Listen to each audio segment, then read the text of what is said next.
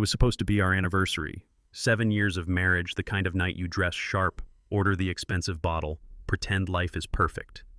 Instead, across the table, under the glow of Chicago's most exclusive restaurant, my wife leaned in and said words that still cut like glass. "I'm spending tonight with Ethan Blackwell." Not a fight, not an affair I stumbled onto, a declaration. Calm, rehearsed, the same black dress she wore at our wedding reception, and now she was wearing it to walk out on me. Most men would have flipped the table, begged, screamed, caused a scene. I didn't. I looked her dead in the eye, voice low enough that only she could hear.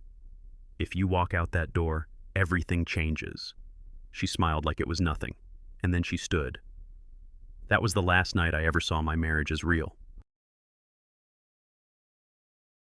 The candlelight flickered against the crystal stemware, warm gold halos meant to make couples look more in love than they really were.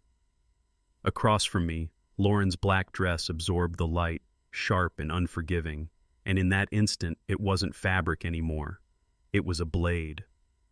I remembered that dress from our wedding reception, the night I thought I'd won forever. 7 years later, under the same silk, she was telling me she belonged to someone else, even if just for one night. The room blurred at the edges.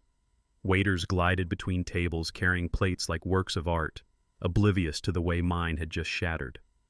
Laughter swelled from the next table, the kind of careless laughter I used to share with her, before ambition and secrets built a wall between us. She raised her glass, lips catching the light, as if toasting to my humiliation. I clenched my jaw, steady hands on the linen, willing myself not to flinch. She reached into her Prada purse, the one I'd given her last Christmas, and slid the phone across the linen like a legal exhibit. "See for yourself," she said. Her tone was steady, practiced, the same way she argued in court. My fingers felt like stone as I picked it up. The screen lit with a stream of messages, weeks of them. 2 months of late-night emojis, inside jokes, playful promises that crossed the line into something darker, hungrier. Ethan Blackwell, the face on the posters from her dorm room, typing to my wife like she belonged to him already.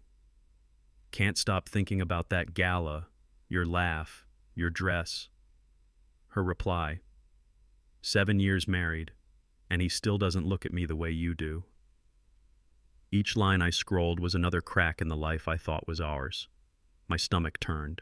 The restaurant noise collapsed to a dull roar, just me, the phone, and the cold truth that she'd already left long before tonight. The phone was still glowing on the table when the waiter appeared at my elbow, all polite nerves and perfect posture. He looked maybe 20, a kid working nights to pay tuition, and he had no idea he'd just walked into the crater of a marriage. His voice was careful. "Dessert tonight, sir?" I should have laughed. Dessert. As if sugar could fix the acid burning in my chest. I set the phone down, pushed it back across the linen, and cleared my throat. "Just the check," I said, my voice steadier than I felt. Then I added, "and a double scotch." He nodded quickly, retreating, leaving me with the flicker of candles and the echo of words I couldn't erase. Around me, glasses clinked, forks scraped porcelain, couples leaned close over shared plates. My table, set for two, had become a stage for one. When the scotch arrived, I lifted the glass, let the fire slide down my throat, and made a silent vow. I would not beg. The scotch burned a line down my throat, but it wasn't enough to drown the weight pressing against my ribs. I left a tip big enough to make the waiter's eyes widen, then pushed through the revolving doors into the night. Chicago air hit me like a slap, sharp, cold, unfiltered. I walked without direction, shoes echoing on wet pavement, until the sound of water pulled me east. Lake Michigan stretched dark and endless, the wind slicing across its surface and straight into my face. I stood there with my collar up, staring at the skyline I once loved, every tower glittering like it had something to celebrate. To the city, it was just another Friday night. To me, it was the funeral of a marriage. The waves crashed, indifferent, steady. I shoved my hands deep into my coat pockets and whispered into the wind, more to myself than to her. That was the last time you get to choose for both of us. The wind off the lake stung my eyes, but it wasn't just the cold. My mind drifted back to Seattle, to the version of me that still believed photography could pay the bills, and fill the soul at the same time. I used to chase light through alleyways, climb rooftops for the perfect angle, spend nights in a dark room breathing chemicals and hope. Then Lauren got the offer in Chicago, corporate law at a firm that promised prestige and a corner office. I told myself love meant compromise. I boxed up my Nikon, traded gallery shows for marketing decks, swapped passion for a paycheck. She climbed the ladder. I learned to stay out of the way, to nod at the right fundraisers, to play the role of supportive husband while my own dreams collected dust. Standing at the lake now, I finally admitted what I'd buried for years. I hadn't just lost her tonight. I'd lost myself long before. My phone buzzed in my pocket, a vibration that felt more like a taunt than a message. I pulled it out, screen glowing against the dark. One line from her. He sent a car. Don't make this harder. The words blurred in the cold light. Harder? As if my silence, my restraint, my very existence was an inconvenience to her new fantasy. My thumb hovered over the screen, the part of me that still wanted to scream, to call, to beg for an explanation. But the man standing at the edge of Lake Michigan wasn't that weak anymore. I slid the phone back into my coat pocket and gripped it hard, not to answer, but to remind myself it didn't control me. She had chosen her night. I would choose mine. The waves kept crashing, steady, endless, and I matched my breathing to their rhythm. For the first time all night, I felt something like resolve. The walk took me deeper into streets I didn't recognize, neon signs flickering over cracked sidewalks. My hands were still numb when I spotted the glow of a dive bar, the kind of place where nobody asks questions because nobody wants to answer their own. I pushed the door open. Warm air, stale beer, and the low hum of a jukebox wrapped around me. A few heads turned, then lost interest. I slid onto a stool, shoulders heavy, and waited for the noise inside me to settle. The bartender appeared, a woman in her 30s with tattoo sleeves and tired eyes that still carried a spark. She set down a coaster, tilted her head, and asked the simplest question in the world. Rough night? I let out something between a laugh and a sigh. You could say that. She poured whiskey without waiting for details. The glass clinked softly on the wood. For the first time that night, I felt like maybe I wasn't invisible. She didn't hover, didn't push, just slid the bottle closer, leaning against the counter like she'd seen 100 men sit where I was sitting, broken in 100 different ways. She studied me for a moment, then said quietly, almost like a confession, "Sometimes dignity means walking away." The words cut cleaner than any advice I'd gotten in years. Simple, uncomplicated. Dignity. It felt like something I'd lost somewhere between the wedding vows and the endless compromises. But hearing it out loud, I realized I could still choose it. I stared into the glass, the amber liquid trembling as if it carried my reflection. Walking away wasn't weakness. It wasn't surrender. It was drawing a line no one else could erase. I nodded, more to myself than to her, and took a long swallow. The whiskey burned, but underneath the fire was a strange clarity. Lauren had made her choice. Now it was time I made mine. The bartender drifted away to serve another customer, leaving me alone with her words echoing louder than the jukebox. Dignity means walking away. I pulled out my phone again, not to check Lauren's messages. I'd had enough of those, but to scroll through a contact I hadn't touched in years. Tom Harrington, my college roommate. The guy who had turned our cramped dorm into a studio, filling it with sketches and design drafts while I experimented with cameras. He'd built his own creative agency in Seattle, called me 3 years back with an offer. "Come home, we could use your eye." Back then, Lauren had laughed. Chicago was where we needed to be. I'd told him no. My thumb hovered for a second, then pressed call. The line rang twice before his voice came, warm and familiar. "Mark? Is that really you?" I swallowed hard. "Yeah, it's me. Tom, is that job in Seattle still open?" By the time I got back to the brownstone, the city had gone quiet. Streetlights painted the brick walls a sickly yellow, and every shadow inside the house felt heavier than usual. I pushed the door open and stepped into what was supposed to be home. The framed wedding photos on the mantel stared back at me, all smiles and champagne. The Moroccan rug we'd haggled for on our 5th anniversary trip lay stretched across the floor, colors as bold as the day we bought it. The kitchen gleamed from the last time we'd cooked together 2 weeks ago. Her playlist, my clumsy knife skills, laughter that now sounded counterfeit in my memory. None of it felt real anymore. Every object was just a stage prop, reminders of a play we'd stopped performing long before tonight. I moved through the rooms like a ghost, brushing my fingers across furniture, shelves, the life we had built, realizing it was already hollow before she ever walked out. In the study, the glow of her framed diplomas hung like trophies, each one proof of the career I'd bent my life around. Behind them, a wall safe waited. I punched in the code with steady fingers, the numbers muscle memory by now. The lock clicked and the heavy door swung open. Stacks of paperwork, passports, bank records. The bones of a marriage that had been built on trust, now stripped down to math. I pulled out the joint savings folder, eyes tracing the balance one last time. Without hesitation, I logged in and transferred exactly half into my personal account. Not a cent more. A darker voice whispered that I could take it all, punish her for what she'd done. But that wasn't who I wanted to be. I wanted fairness, clean edges, a line drawn so sharp no one could blur it. When the transfer confirmation appeared, I exhaled. My part was finished. The rest, the lies, the fallout, was hers to carry. I moved through the bedroom in silence, the kind of silence that feels heavier than sound. The suitcase lay open on the bed, black fabric yawning like it had been waiting for this night. I pulled shirts from drawers, jeans from hangers, folded them with a precision I didn't feel inside. In the closet, pushed behind coats we never wore in Chicago's overheated winters, I found the box.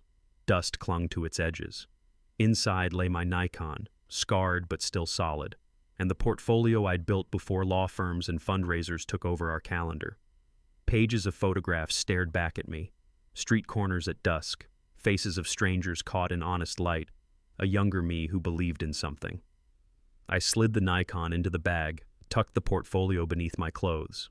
They weren't just tools, they were proof that I had once been more than her accessory. As the zipper closed, I felt the faintest spark. Maybe I could be that man again. In the kitchen, the dim light above the counter cast long shadows across the marble. I pulled a sheet of paper from the drawer where we kept takeout menus and receipts, and set it flat.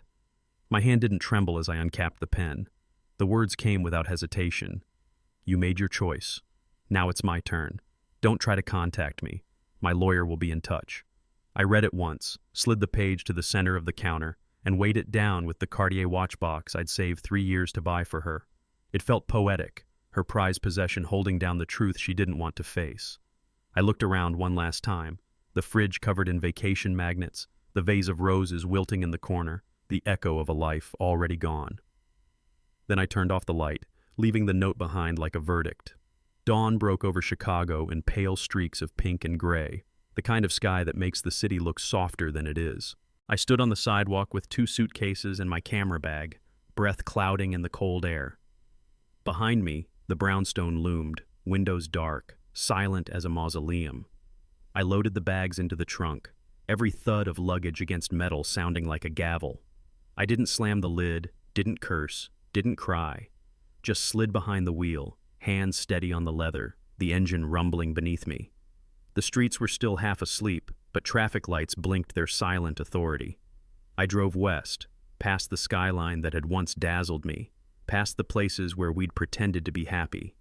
Each mile put more distance between me and the version of myself that had stayed too long. By the time the sun cleared the horizon, I was already gone. By the time I reached Iowa, exhaustion dragged at my shoulders. I pulled into a roadside motel with a flickering vacancy sign, the kind of place where nobody cared who you were as long as the credit card cleared. The room smelled faintly of bleach and cigarette smoke. I dropped my bags, collapsed onto the stiff mattress, and finally let myself breathe. That's when the buzzing started. My phone lit up again and again on the nightstand, each vibration louder than the one before. At first, the messages were fire. You're overreacting. Grow up. Don't be dramatic. Then they turned to ice. Where are you? Answer me. We need to talk. Finally, desperation crept in. Please, don't leave like this. Come home. We can fix it. I stared at the screen, my reflection warped in the glass, and felt nothing but clarity. For years I'd bent, compromised, swallowed my own dreams. Now, for once, I had the power to stay silent. And I did.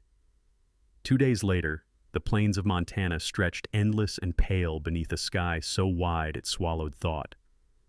I pulled into a gas station off the interstate, the kind with one pump, a soda machine humming by the door, and a bathroom that required a key chained to a hubcap. Inside, I bought a prepaid SIM and a cheap flip phone. Nothing smart, nothing that could carry ghosts. The clerk barely looked at me, just scanned the blister pack and slid it across the counter. Out by the trash can, I held my old phone one last time. The screen still lit with unread messages, her name stacked in desperate repetition. My thumb hovered over the power button, but I didn't need to press it. Instead, I let the phone drop, a clean arc into the bin, the thud muffled under fast food wrappers. The silence afterward wasn't empty. It was freedom.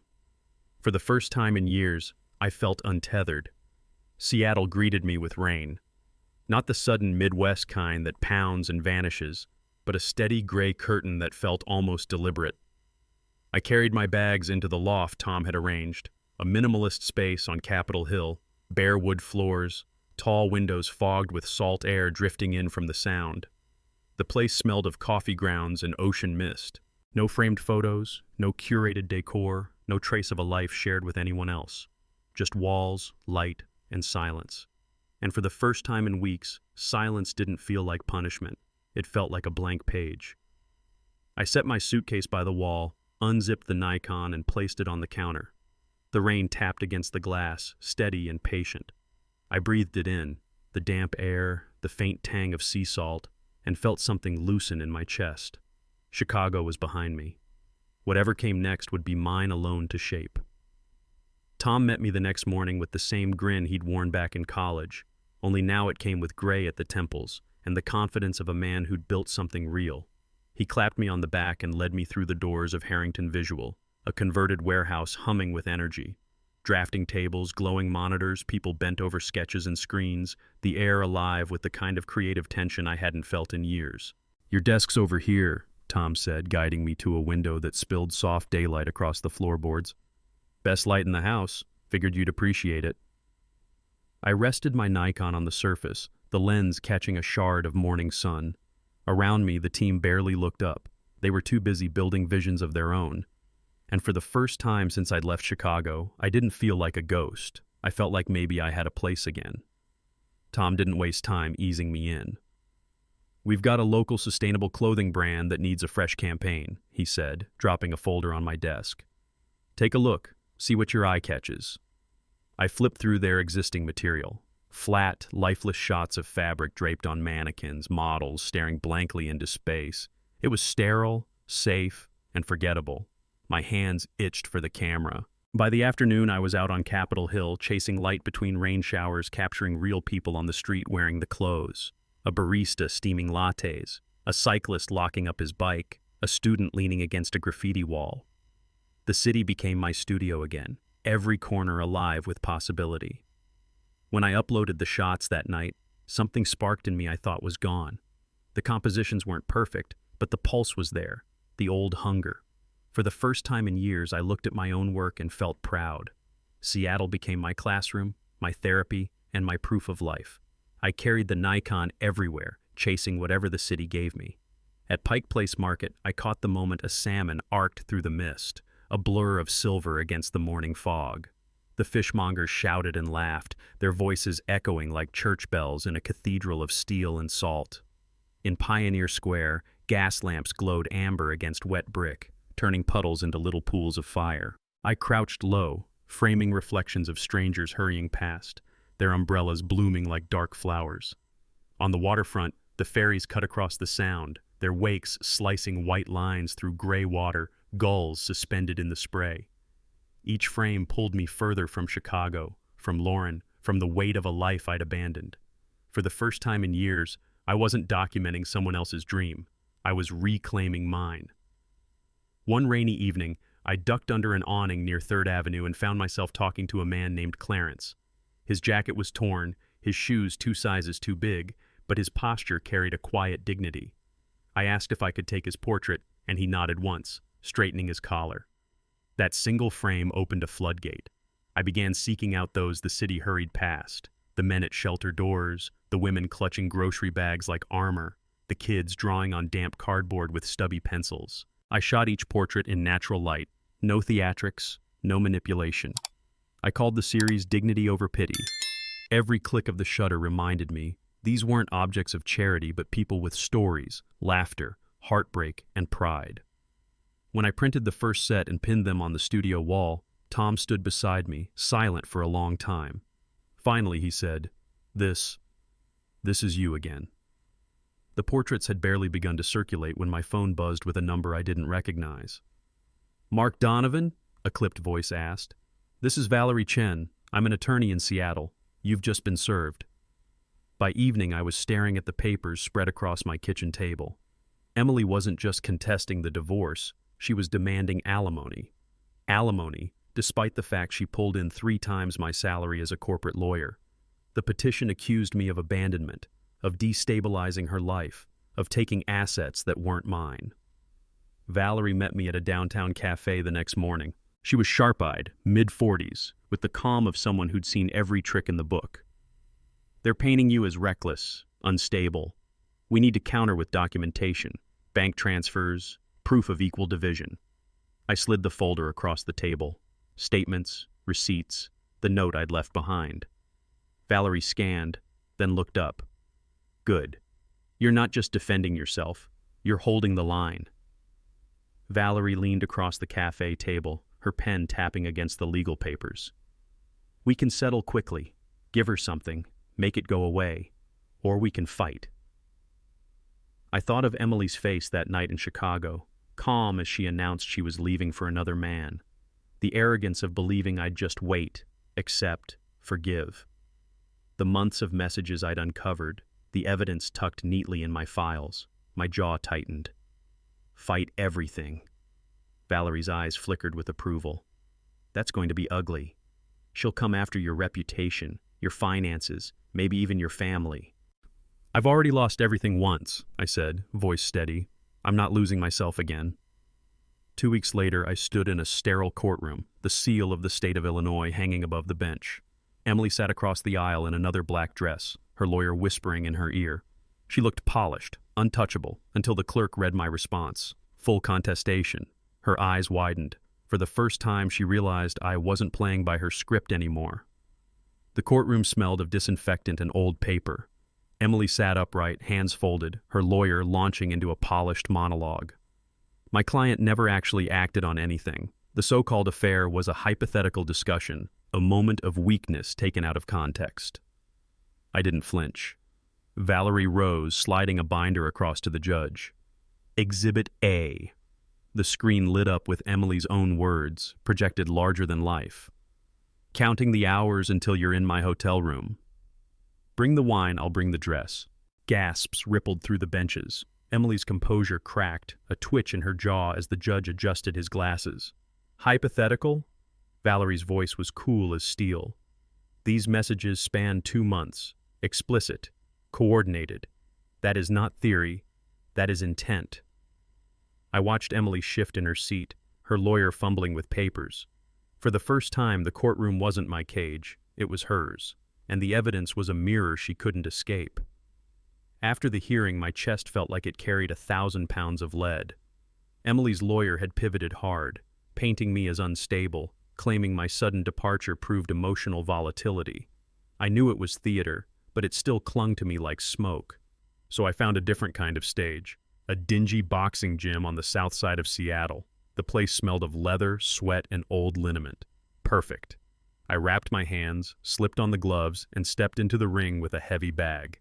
Every accusation, every lie, every smirk from Emily's side of the courtroom, I threw them into the bag. Left, right, jab, hook.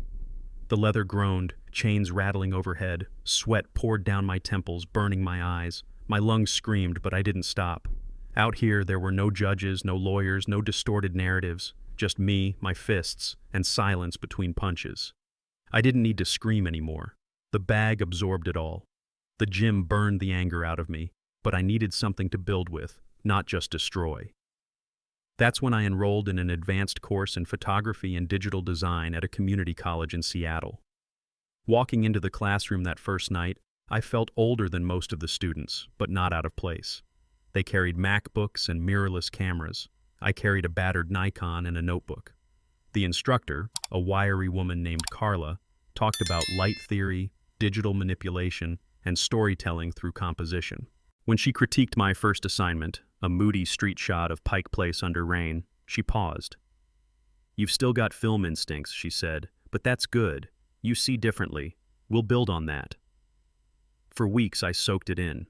Lightroom workflows, color grading, digital campaigns. Each project reminded me that I wasn't just reclaiming a hobby. I was sharpening a weapon. Every skill I gained was another piece of armor against the story Emily tried to write about me. One rainy afternoon, Tom poked his head into the studio. "There's a guy here asking for you. Says his name's Richard Hale." I stepped into the reception area and saw him, a weathered man in his 50s, trench coat still dripping from the Seattle drizzle. He extended a hand. "Private investigator. Your wife, Lauren, hired me to track you down." My guard went up instantly. "If she wants updates, she can get them through my lawyer." Hale shook his head. "Relax. I don't like being used to harass people." So I did some digging of my own, found things she didn't tell me.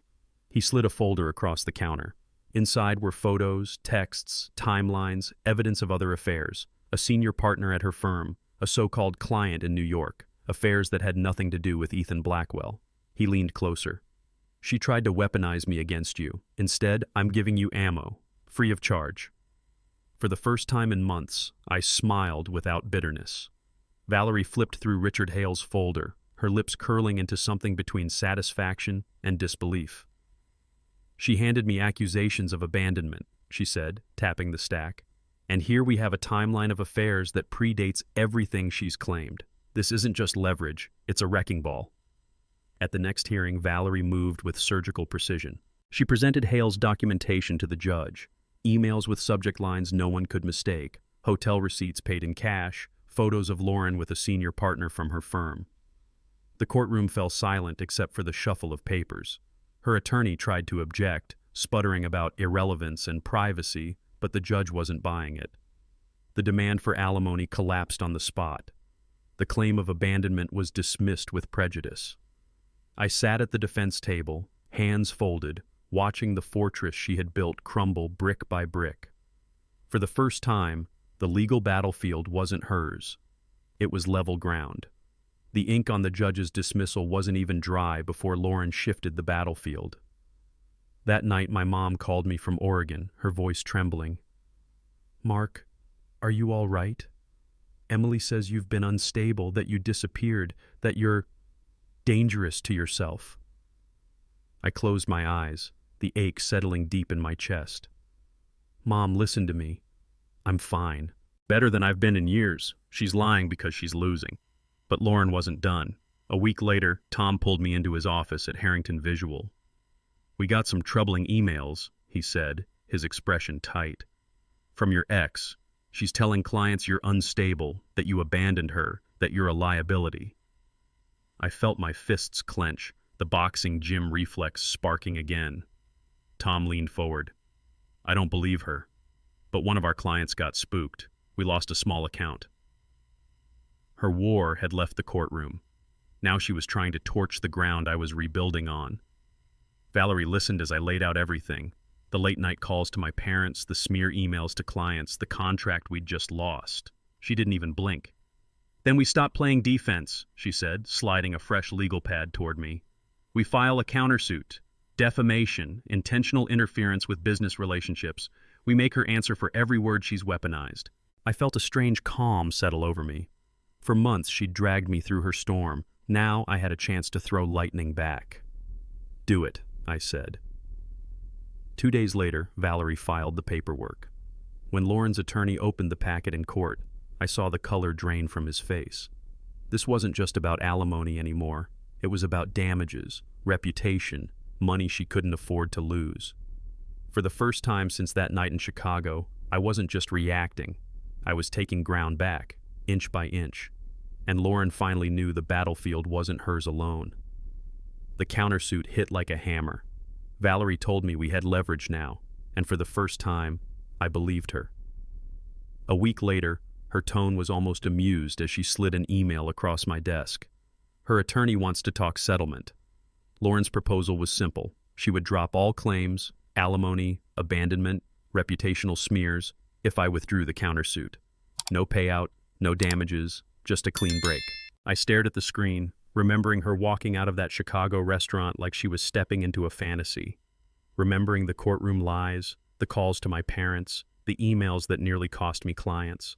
Part of me wanted blood, but another part was exhausted, bone deep. Valerie read my silence. A clean exit has more value than squeezing her dry. You walk away free. She loses her control. I nodded slowly. Then that's what we'll take. No ties, no payments, just done. And just like that, I had my freedom in writing. The ink on the settlement was barely dry when opportunity knocked. Tom called me into his office one gray Seattle morning, eyes lit up. We've been shortlisted for Cascade Luxury Hotels, multi-city campaign, biggest contract we've ever chased, and I want you leading it. The pitch meetings were brutal, boardrooms full of polished executives with stiff smiles. But when I laid out my concept, stories of hidden humanity behind luxury travel, the room shifted. Instead of staged models sipping champagne, I showed sketches of real people, a bellhop catching his breath, a chef plating food with quiet precision, a maid smoothing the last wrinkle on a sheet. Dignity in the details. 2 weeks later, Cascade called. We'd won. Standing in the studio, contract in hand, I felt the ground under me change. This wasn't just work, it was validation. The man Emily had dismissed, humiliated, written off, he was now creative director on the largest campaign of his career. The Cascade campaign was more than a contract, it was a spotlight. 3 months into the project, Tom called me into the conference room. The leadership team gathered around the table. He didn't waste time. Mark, you've proven yourself.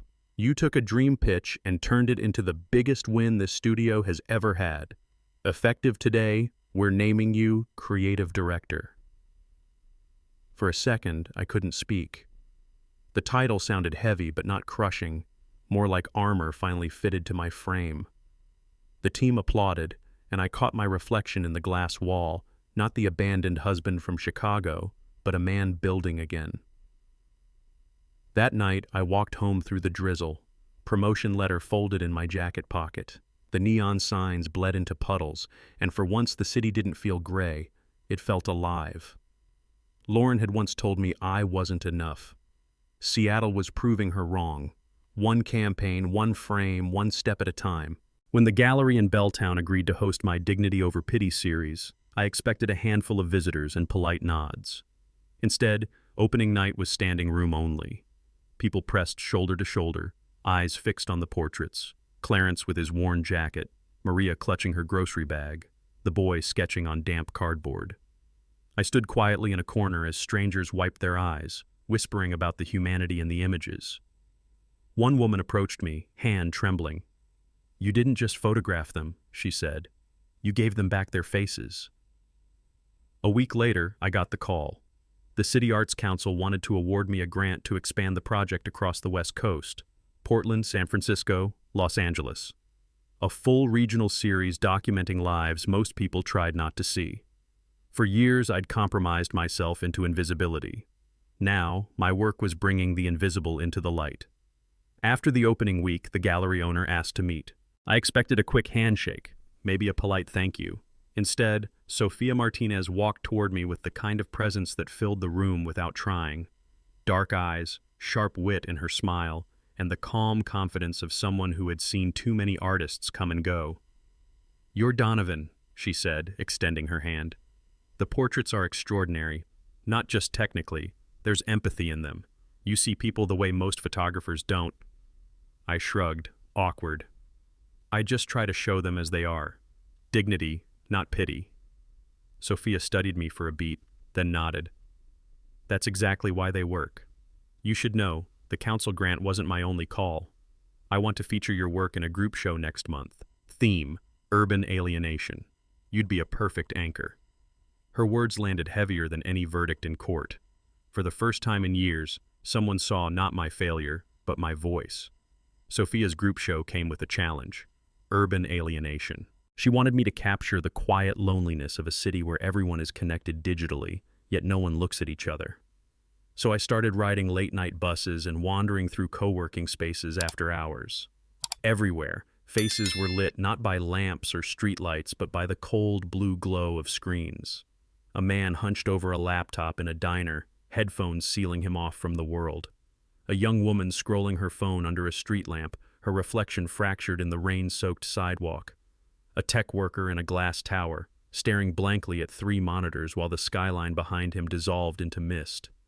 I framed them in harsh isolation, islands of blue and oceans of shadow. No staged poses, no fake smiles, just the alien quiet of lives consumed by pixels. When I showed Sophia the first proofs, she whispered, "This is exactly what I meant." After the gallery closed one evening, Sophia suggested we walk along the waterfront. The air carried that sharp salt bite of Elliott Bay, ferries cutting slow arcs under the fog. For a long while we said nothing, just listened to the slap of water against pylons. Finally, she asked softly, "What really happened in Chicago? You never talk about it." I swallowed, breath fogging in the cold air. And then I told her about Alinea, the candlelight, the black dress from our wedding night turned into a weapon. About Lauren sliding her phone across the table, messages with Ethan Blackwell glowing like shrapnel. About her words, "It's not cheating if I tell you first," and the way my world collapsed between dessert menus. Sophia stopped walking, eyes sharp. "That wasn't just betrayal," she said quietly. "That was psychological warfare. She wanted to see if you'd break." I looked out over the dark water. She miscalculated. I didn't break. I walked. A year to the day after that night at Alinea, I walked out of the courthouse in downtown Seattle with a final decree in hand. Divorce granted, clean break, no alimony. The judge's words still rang in my ears. Assets divided as of departure, no continuing obligations. Valerie gave me a firm handshake on the courthouse steps. "You held the line. Don't underestimate how rare that is." I nodded, the paper folder heavy in my grip but my chest light for the first time in years. Lauren had tried everything. Alimony, abandonment, reputational smears. Each gambit collapsed when truth stood taller than her story. That night, I didn't celebrate with champagne or noise. I sat on my loft balcony overlooking the drizzle-slick streets, a cup of coffee in hand, the city lights blurred through rain. No fireworks, no parades, just peace. And sometimes, peace is the loudest victory a man can claim. Sophia insisted we mark the day, not with paperwork or silence, but with something beautiful. So that evening we drove up to Canlis, perched high above Lake Union. The dining room glowed under soft amber light, floor-to-ceiling windows framing the water like a painting. We sat by the glass, the city's skyline shimmering across the lake, ferries gliding like lanterns on dark silk.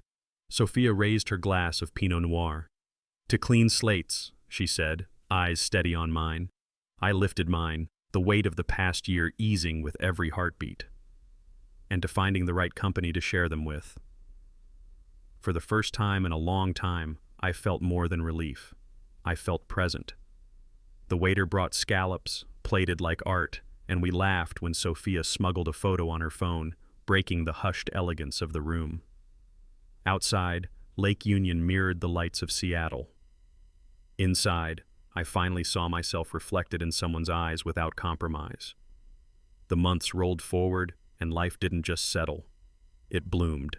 Sophia's gallery, once a tucked-away space in Belltown, was now written up in Art Forum and The Stranger as one of Seattle's boldest curatorial voices.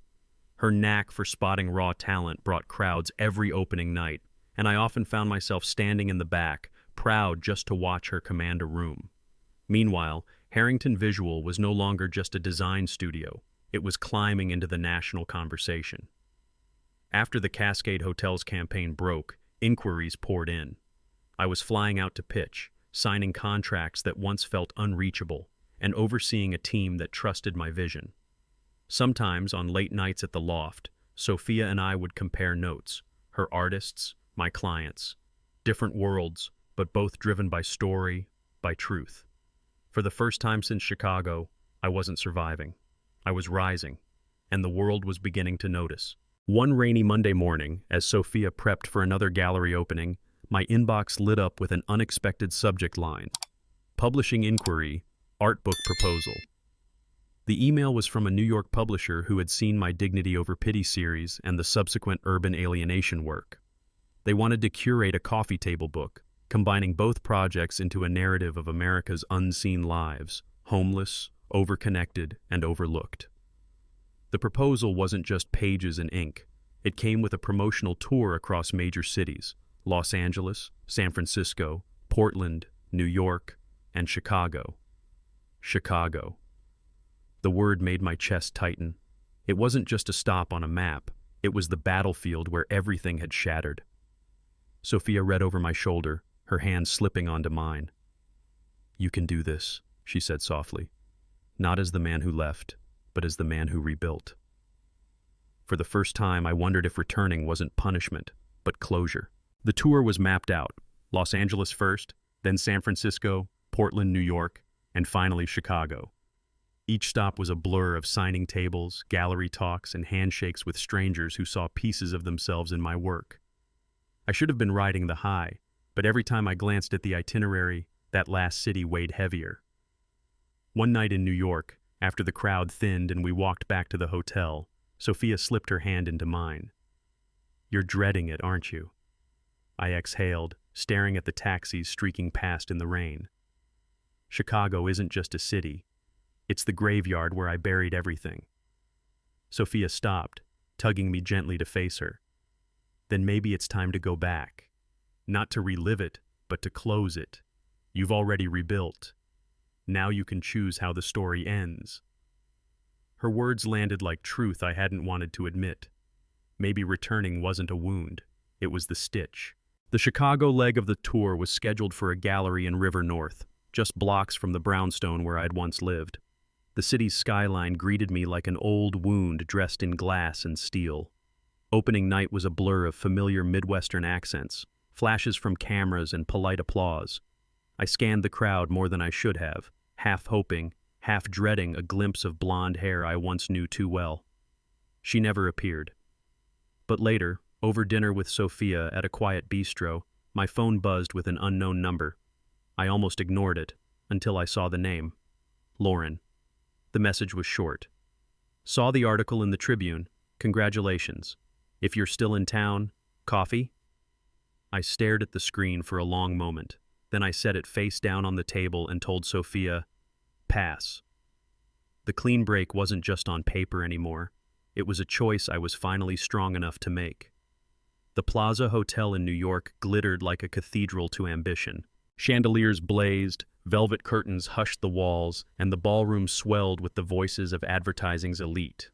I'd been nominated for the AAF Gold Award, something I once thought belonged only to giants, not to a man who rebuilt from ashes.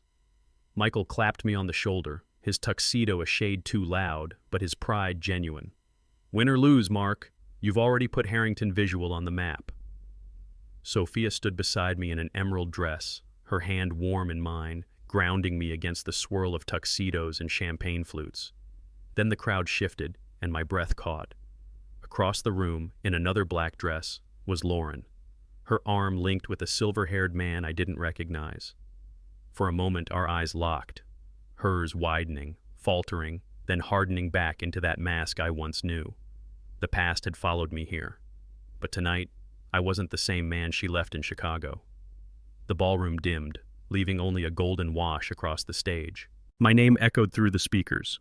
Mark Donovan, Harrington Visual, Cascade Hotels campaign. For a moment I sat frozen, the applause thundering around me, before Michael shoved me lightly. "Go, man. This is yours." I walked to the podium under a halo of light. Faces blurred, executives, critics, peers, all a sea of clapping hands. But one face I saw clearly. Lauren, standing stiff among the crowd, her smile cracked, eyes caught between pride and regret. I gripped the edges of the podium. "Thank you," I began, voice steady. "This award isn't just about a campaign. It's about second chances, about what happens when you refuse to let failure define you. To my team, to my partner Michael, and to Sophia, whose vision reminds me daily why stories matter. This is ours. The golden light warmed my face. I didn't look Lauren's way again. Tonight wasn't about her. It was about the man I'd become. The ceremony bled into a cocktail reception, champagne flutes clinking beneath the chandeliers. I stepped into the lobby for a breath of air, the gold award still warm in my hand. That's when I saw her. Lauren stood near the marble columns, another black dress hugging her frame, though her posture had lost the effortless command I once knew. Beside her was a distinguished man in his 60s, silver hair, tailored suit, the kind of presence that screamed, "Producer." He chatted animatedly with another guest while Lauren's eyes tracked me across the room. She excused herself, heels clicking against polished stone until she stopped a few feet away.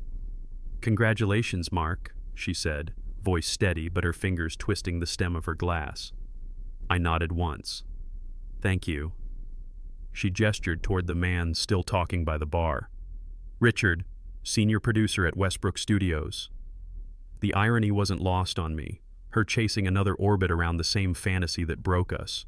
For the first time, I didn't feel anger, just distance. When they called my name earlier, the ballroom blurred into applause. I remember walking up, one step at a time, the weight of years pressing behind me. The gold award sat on the podium, gleaming under the chandeliers. I took the microphone, breath steady. "This isn't just my win," I began. "It belongs to every person who believed in me when I didn't believe in myself." I turned toward the table where Michael stood, grinning ear to ear. "To Michael Harrington, my friend who opened the door when I was too lost to knock." The team erupted into cheers, faces flushed with pride. "And to Sophia," I said, finding her in that emerald dress, her eyes holding mine like an anchor. "You reminded me that stories matter, that people matter. This is as much yours as it is mine." The lights were warm, the applause unrelenting. I didn't look for Lauren. This stage, this victory, it was never hers to share. The award ceremony dissolved into clinking glasses and the low buzz of conversation. I was stepping out into the lobby when she found me. Lauren, alone this time, her smile faint, her glass empty. "People make mistakes," she said quietly, almost pleading. "Terrible, stupid mistakes they regret for the rest of their lives." I studied her face, the same angles I once traced with love, now sharpened by years of choices she couldn't take back. "My mistake wasn't leaving," I said evenly. "It was staying as long as I did." Her eyes flickered, but she pressed on. "It was one night, Mark." I shook my head. "No, your mistake wasn't sleeping with him. Your mistake was thinking I had so little self-respect that I'd just accept it." The words landed heavy. For the first time in years, she didn't have a retort. She just lowered her eyes, and in that silence, I knew the balance had shifted for good. Lauren lingered in the lobby, still holding her glass like a shield. Her eyes darted past me and then froze as Sophia approached, graceful in emerald silk, the award still gleaming in her hand. I didn't hesitate. "Lauren," I said evenly, "this is Sophia Martinez. She owns the gallery that first exhibited my work in Seattle. We've been together for over a year." Lauren's lips tightened, the lawyer's mask slipping just enough to show the sting. She offered a brittle smile. "And what do you do, Sophia?" Sophia's answer came calm, but sharp as glass. "I help artists find their true voice. With Mark, my job was easy. He just needed someone who could see his real value." The barb landed. Lauren flinched, just slightly before recovering. I watched her eyes flick between us, me steady, Sophia unwavering, and for the first time, she wasn't the one in control of the narrative. Lauren's mask finally cracked. She glanced toward the ballroom, then back at me, her voice dropping low. "I left law. Thought I'd start over in Los Angeles with Richard's connections. It didn't work. The deals dried up, the calls stopped. He left too." She set her glass down on the marble ledge, fingers trembling slightly. "I was greedy, Mark. I wanted everything, status, thrill, security, and I ended up with nothing. For a heartbeat, I saw the woman I'd once loved, not the adversary who'd dragged me through courtrooms. Just tired, worn down, searching for absolution. I let the silence hang before answering. I don't hate you, Lauren, but I don't carry you either. Whatever you're still chasing, I hope you find peace." Her eyes glistened. "Peace," she echoed, as if the word were foreign on her tongue. I nodded once. That's all there is left to wish. Then I turned back toward Sophia, leaving Lauren in the glow of chandeliers that no longer belonged to us. Later that night, in the quiet of our hotel suite overlooking Central Park, Sophia brushed her hand across mine. "Are you okay?" she asked softly. I thought of Lauren's trembling voice, her confession of greed and failure, her eyes glistening under chandeliers that once symbolized power. For years I'd carried that night at Alinea like a stone in my chest. Now, for the first time, it felt lighter. "I'm fine," I said. "Better than fine." Sophia tilted her head, studying me. "You looked her in the eye and didn't flinch. That's something." I exhaled slowly. "I forgive her," I admitted. "Not for her sake, for mine. I don't want her shadow trailing me anymore. Forgiveness isn't absolution, it's release." Sophia smiled faintly, resting her head on my shoulder. "Then you're free."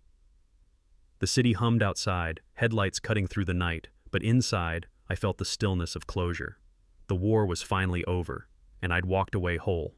3 years later, I stood barefoot on the rocky shore of the Olympic Peninsula, the Pacific wind tugging at my suit jacket.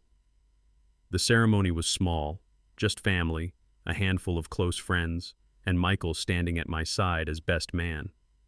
He winked at me before handing over the rings.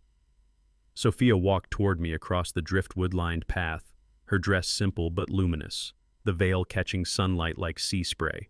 Behind her, the waves crashed against the stones, each one sounding like punctuation on the story we had written together. When she reached me, I forgot the guests, the minister, even the ocean. It was just us, eyes locked, promises waiting. "I do," I said, voice steady, as I slipped the ring onto her hand. "I do," she answered, her smile brighter than the sun on the water. As cheers rose, gulls wheeled above us. For the first time, marriage didn't feel like compromise. It felt like home. Marriage wasn't just vows on a windy beach. It was building something tangible together. Within a year, Sophia and I signed the lease on an old brick warehouse in Seattle's Queen Anne neighborhood. The space smelled of sawdust and old paint, but sunlight poured through high windows, and we knew it could be more. We stripped the walls, polished the concrete floors, and hung our first frames side by side. Above the front door, new lettering read, "Donovan Martinez, Visual Storytelling." It wasn't just a name, it was a manifesto. My photography, her curatorial vision, woven into one studio that blended commercial campaigns with fine art and social projects. Some days we shot luxury hotels, other days we documented shelters or immigrant families starting over. At night, when the last client left and the lights dimmed, Sophia and I would stand in the middle of the space, wine glasses in hand, marveling. We weren't just surviving anymore. We were leaving a legacy. News traveled in strange ways. A colleague forwarded me an article buried deep in a Los Angeles business journal. Lauren had launched another venture, a boutique consultancy promising strategic image rehabilitation. It folded in less than a year. Lawsuits, unpaid invoices, another investor walking away. I read the piece once, then closed the tab. The old me might have smirked, saved it, replayed the justice of her downfall like a favorite song.